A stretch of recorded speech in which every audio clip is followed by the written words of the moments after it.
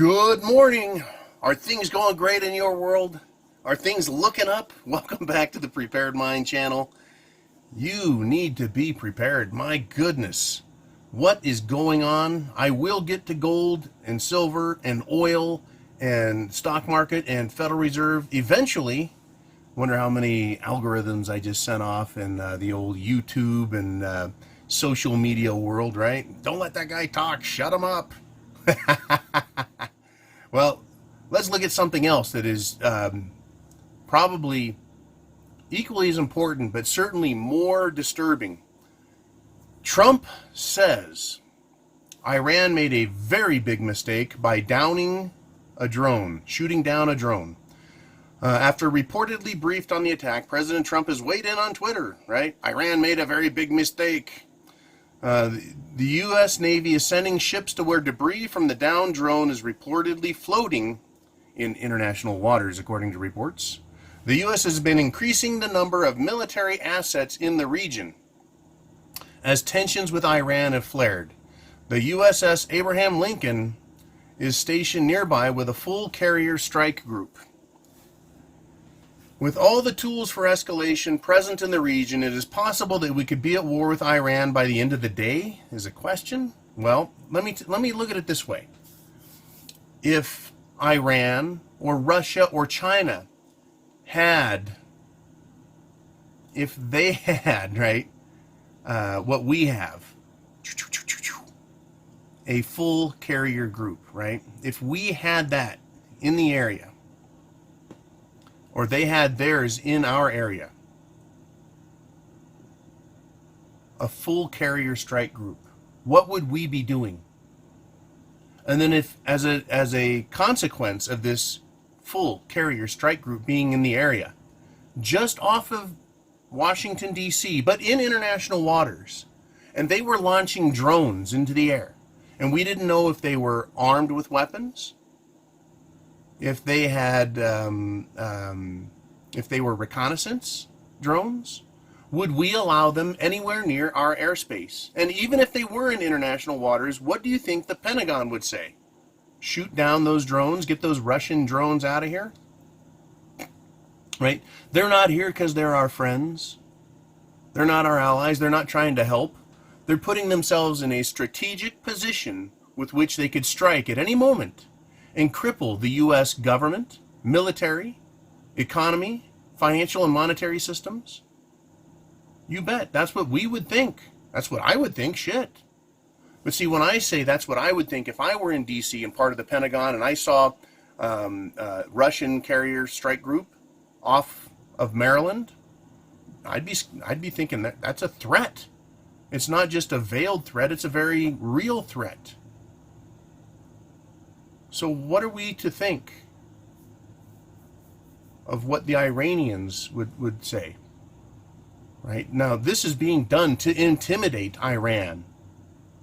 That's what we're there for, is to intimidate them, to threaten them with U.S. military might. Only they've been getting threatened with U.S. military might for a long time, and frankly, it sounds like they're tired of it. Now, if you remember a couple of years ago, Iran didn't shoot down a U.S. drone. A super stealth drone they hacked into and brought it down. That is, they landed it. They captured it. So they've been dissecting their technology for a couple of years now. So much like the Russians, whose S-400 missile system can read and detect and screw around with our stealth technology, much like the Chinese, who have discovered, well, let's just use a different radar type system, and then we can see stealth aircraft. And the Iranians are like, well, we know how to bring down their drones. We can spot them. We can shoot them down or bring them down, hack into them, right? So we've got this huge, huge spy versus spy, coyote versus roadrunner game being played. Except the consequences of somebody getting mad is World War III. So when they ask the question here, is it possible we could be at war with Iran by the end of the day? The answer is yes. This is an incredible shit hits the fan threat. You can go to the article if you wish, and you can look at the pictures they have. Now they show a picture of a drone, looks like a Predator style drone, missing a wing and the tail, and it's kind of spiraling down. I don't know if that's a picture from this incident or if this is just a stock picture. But here's a quote. "We will defend our airspace and maritime boundaries with all our might."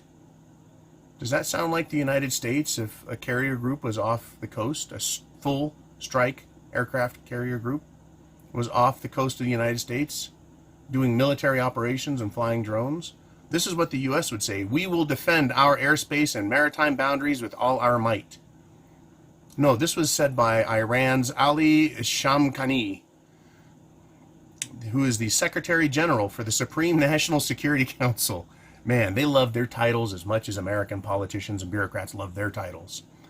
"We will defend our airspace and maritime boundaries." That means the international border that they understand belongs to them. That is, they can go out to sea to this border, their maritime water space, and they're going to defend it. The IRGC commander Hossein Salami said shooting down the drone sent a clear and strong message for the U.S. Iran's borders are red lines. That's pretty strong talk. And though Iran doesn't seek war, Iran is ready for war. The U.S., meanwhile, denies that the drone crossed into Iran's airspace and says it was in international airspace the whole time. The drone reportedly was shot down over a village called Kumarbarak in Iran's Hormozgan province. Now, here's my deal. As a free human being living in the United States of America, is I don't want war. Our interests, yes, they need to be protected. Our national security, yeah, it's a priority. It is not the ultimate priority. I think people, Americans, being allowed to live is more important than all of us going to die because someone wants to piss around in Iran's pool. Right? I have sons who could be drafted, who could be, who could be, one could be commissioned at this point. I don't want that. I don't want them to be dragged into a war with these ding-dongs, right? Because they're every bit as bloodthirsty and willing to fight a war as the Pentagon is. The ability to fight a war is not the same as the desire to fight a war, in my opinion. There needs to be a clear distinction. Just because your job is to defend doesn't mean you do everything you can to put your country in a situation where it has to conduct those operations. And we're over off of their front door. So imagine you and your neighbor across the street from each other. If your neighbor came over and stood in front of your gate and started pissing on your lawn, you'd be like, "What are you doing across the street? You're not defending your property. You're over here pissing on my lawn." Same thing. So what this could do could start a war. And if we start a war, or let's just say Iran attacks our ships and starts a war with us, either way, a war is now going. The government, the United States government, is dealing with a war internationally. And what the government and all governments tend to do when there's a war being fought internationally, they look inwards at their people and try and discover who would interfere with their domestic operations. If you go back to World War II, what was happened is Japanese Americans, that is Americans of Japanese descent, were rounded up and put in internment camps, also known as concentration camps. That's right. Up here in glorious Northern California, there are many, many concentration camps where Japanese Americans, which are Americans first, it should be Americans of Japanese descent. They're not Japanese. They're Americans of Japanese descent. The same way I am an American. I'm an American of European descent. Government likes to put people in internment camps. People they believe are threats. So if we go to war in a big way, the government may, at any time they seek, come and round up people that they feel are dissenters or potential threats to them and put them in FEMA camps, internment camps, concentration camps. That, if that starts happening, is shit hitting the fan. You need to be ready, folks. You need to understand how quickly this can all unravel. Lickety-split. That's why you need food, water, shelter, clothing, medicine, means of self-defense. I want to encourage you to be a Patreon supporter for $2 a month. I want to encourage you to share these videos with everybody that you know so that they start thinking for themselves. All I'm doing is giving a perspective. It's just my opinion. You guys can have a completely different opinion. You can accept what I have to say or reject it, but at least you get to hear it and decide for yourself, because you're the expert in your world, right? How is your world working? How is it looking? Does it feel safe? Are things getting better? Or are we getting closer to shit hitting the fan? You guys be cool. I'll talk to you again very soon. A lot of information to talk about today. I've got more research to do, and I'll be back. So until then, right, chance favors the prepared mind is yours. Get prepared now.